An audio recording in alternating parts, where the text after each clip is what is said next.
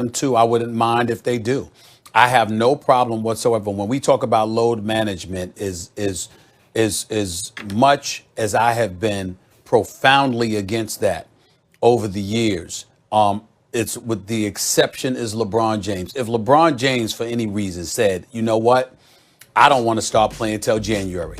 As a league, we should stand up and support him. Seriously.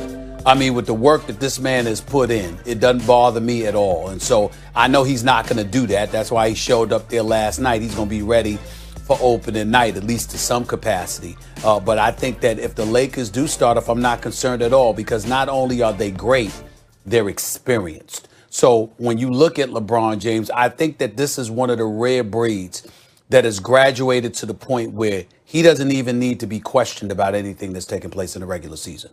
Everything about him should be measured by postseason play. If this guy decides to take his foot off the gas, if he decides when to amp it up, whatever the case may be, you defer to his judgment. When you've been to 10 NBA finals, when you've won 4 championships, and when we just finished experienced a global pandemic, the likes of which we hadn't seen for a century, and somehow, some way, when we consider the collapse that we witnessed with the Los Angeles Clippers because of them being devoid of leadership and what have you, although it was nice to see Kawhi Leonard and Jimmy Kimmel last night. Bottom line is that LeBron James and the Lakers didn't have that problem. And so I don't think there's anything to be worried about with the Lakers, a slow start or anything like that, because they have the greatness of Anthony Davis, who's one of the top 3 players in the world. And they have the best player in the world, who's the best leader in basketball. And that man is LeBron James. I don't think there's anything to be concerned about. I don't know what's happening today, but for the second straight segment, I don't know maybe I have a fever or something. I don't know. I'm coming down with something.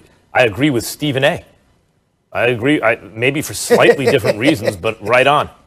I'm not worried about the Lakers' slow start at all. Stephen A., let's be honest.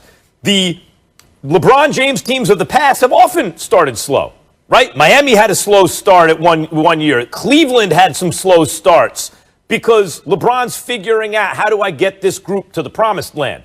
And in the meantime, he's 100 years old. He has more miles than anyone on his legs, and he has to pace himself. Now, last year, Anthony Davis came on First Take and told us he challenged LeBron to set the tone on defense. And I think AD was probably right last year, like with a new group of guys and this superstar combination. It's important for your best player to set that tone. And for a lot of the season, LeBron did play better regular season defense than he had in years. But given his age and his mileage, it's, I think, not responsible even to expect him to play defense, for example, all regular season.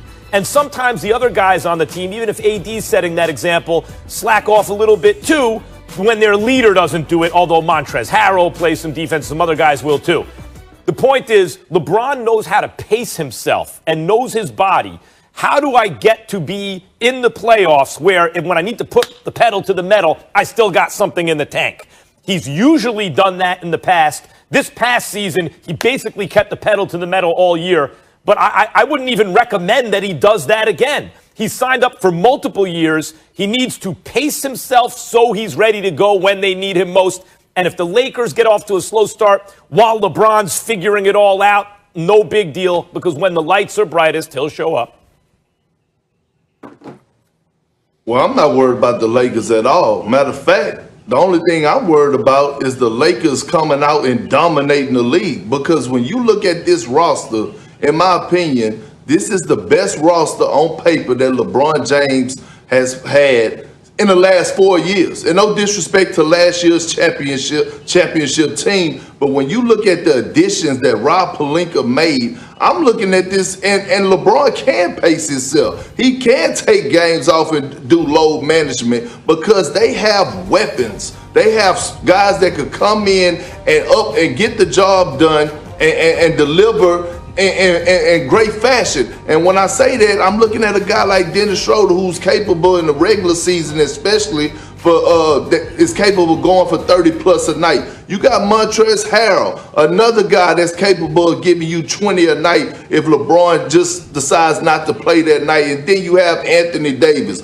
along with Wes Matthews, along with Marcus Gasol, along with Taylor Horton Tucker, who keeps thriving, and even Kyle Kuzma. Although I disagree with his style of play at times, although I disagree with Kyle Kuzma at times on how he plays the game of basketball, one thing about it, when he gets hot, he gets hot. So with the Lakers roster, job well done by Rob Pelinka, I'm worried about them coming out and dominating too early.